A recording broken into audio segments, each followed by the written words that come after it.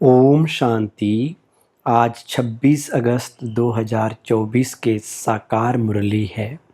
आज पतितों को पावन बनाने वाले शिव बाबा ने कहा, मीठे बच्चे, बड़ा बाबा तुम बड़े आदमियों को ज़्यादा मेहनत नहीं देते।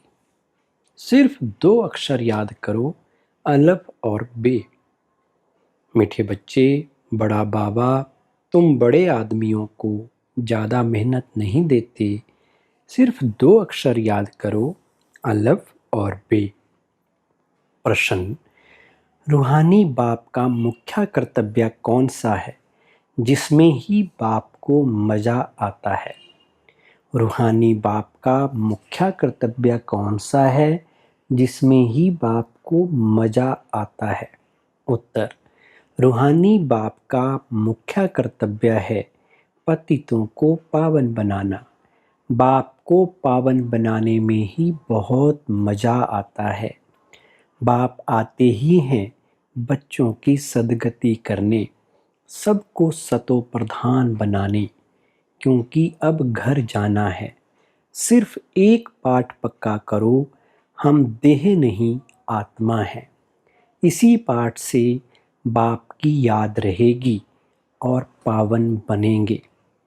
आज की मुरली से धारणा के लिए मुख्य सार है, नंबर 1, फुल मार्क्स से पास होने के लिए अपनी बुद्धि को सतो प्रधान पारस बनाना है।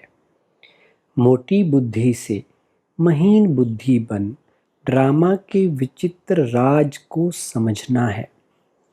फुल मार्क्स से पास होने के लिए अपनी बुद्धि को सतो प्रधान पारस बनाना है। मोटी बुद्धि से महीन बुद्धि बन ड्रामा के विचित्र राज को समझना है। नंबर 2, अभी बाप समान दिव्य और अलौकिक कर्म करने हैं। डबल अहिंसक बन योग बल से अपनी विकर्म विनाश करने हैं। अभी बाप समान दिव्य और अलौकिक कर्म करने हैं। डबल अहिंसक बन योग बल से अपने विकर्म विनाश करने हैं। वरदान है आज, कर्म और योग के बैलेंस द्वारा ब्लेसिंग का अनुभव करने वाले कर्म योगी भव। कर्म और योग के बैलेंस द्वारा ब्लेसिंग का अनुभव करने वाले कर्म योगी भव। कर्म योगी अर्थात हर कर्म योग युक्त हो। कर्म योगी आत्मा सदा ही कर्म और योग का साथ अर्थात बैलेंस रखने वाली होगी।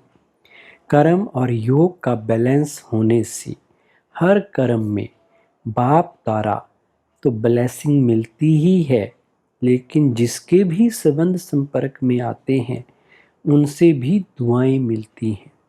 कोई अच्छा काम करता है तो दिल से उसके लिए दुआएं निकलती हैं कि बहुत अच्छा है। बहुत अच्छा मानना ही दुआएं हैं।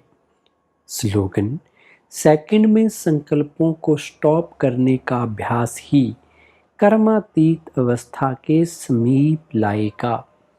सेकंड में संकल्पों को स्टॉप करने का अभ्यास ही कर्मातीत अवस्था के समीप लाएगा। अच्छा, मीठे मीठे सिकिलधे बच्चों प्रति माता पिता बाप दादा का याद प्यार और गुड मॉर्निंग। रूहानी बाप की रूहानी बच्चों को नमस्ते। हम रूहानी बच्चों की रूहानी बाप दादा को नमस्ते।